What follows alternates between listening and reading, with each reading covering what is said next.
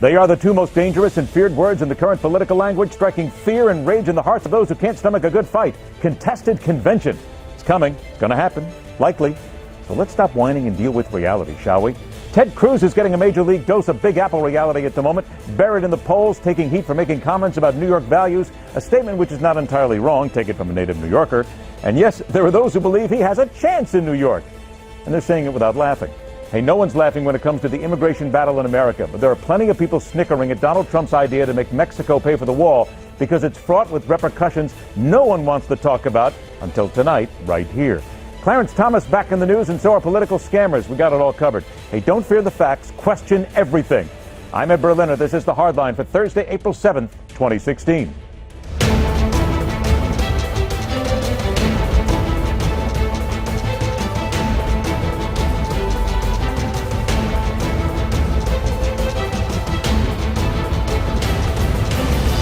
The worst attack in the history of the United States. The bravery that was shown was incredible. We all lived through it. We all know people that died. And I've got this guy standing over there looking at me, talking about New York values with scorn in his face, with hatred of New York. So, folks, I think you can forget about him. Let's put a stop to something right now. This incessant whining about a contested convention and doing everything possible to stop it from happening. Because if we're truly a democracy, truly a nation of rules, and if we are a nation where we should never fear a good fight, is it not time to stop shaking and quaking about what might happen at the GOP convention in Cleveland? Ask one who has been there. Our guest was chosen by John McCain to serve as the deputy chairman of the Republican National Committee during the 2008 presidential election. After that, chairman for 5 years at GOPAC, the premier training organization for Republican candidates in elected office at the state and local level. Welcome Frank Donatelli to The Hardline. Frank, thanks so much for being here, and let us begin right off with a brand new poll.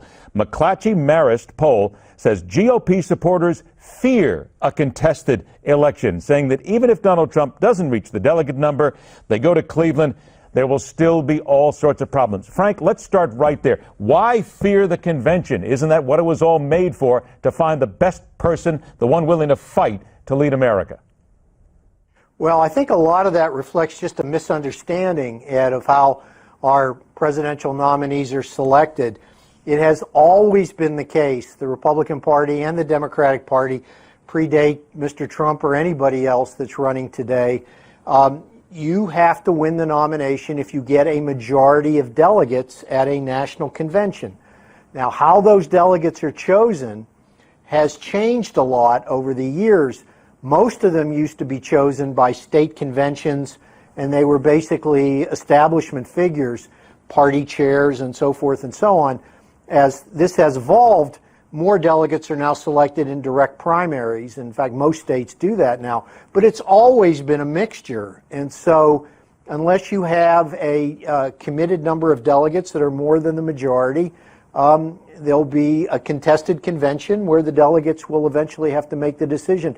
I agree with you. It's not something that we should fear. The goal ought to be to get the best possible nominee with the right message for the general election. But here's the other side of that, Frank. You've heard it, so have I and everybody else. The rules changes here. We keep hearing from different officials, we'll vote on this, we'll look at this, we may change this. And there are people out there wondering, come on now, you can't just change the rules in midstream. It's like being third quarter of the Super Bowl and you change all the rules and make it favorable to somebody else. Isn't that a fear, though? I don't think it's legitimate. Obviously, if you would change how delegates are selected in a given state, that would be one thing. But every convention has their own set of rules. Rules change all the time. The platform Wait a minute. Hang on one sec, Frank. I got to stop you right there. Say that again. Rules change all the time. Why? Because they're different conventions and they reflect different circumstances. So, for example, the rule we're talking about this time, which is that you have to have a majority of delegates in 8 states in order to put somebody's name in nomination. The first time that ever appeared was 2012. It was never part of the Republican rules prior to that. I personally thought it was a bad rule. I think there should not be such a high bar that people shouldn't be able to be nominated if they have some support at the convention. So the Rules Committee will take another look at that this time and see if it makes sense for 2016.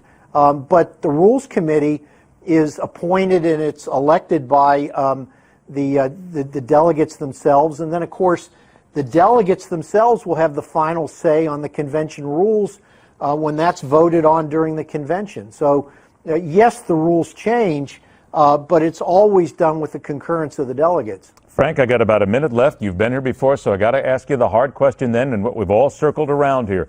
Do you, in your personal opinion, believe that what's being done here is being done to stop Donald Trump? I think that there are a lot of elements in the Republican Party that don't favor Mr. Trump for the nomination. And they want to do everything they can to deny him the nomination.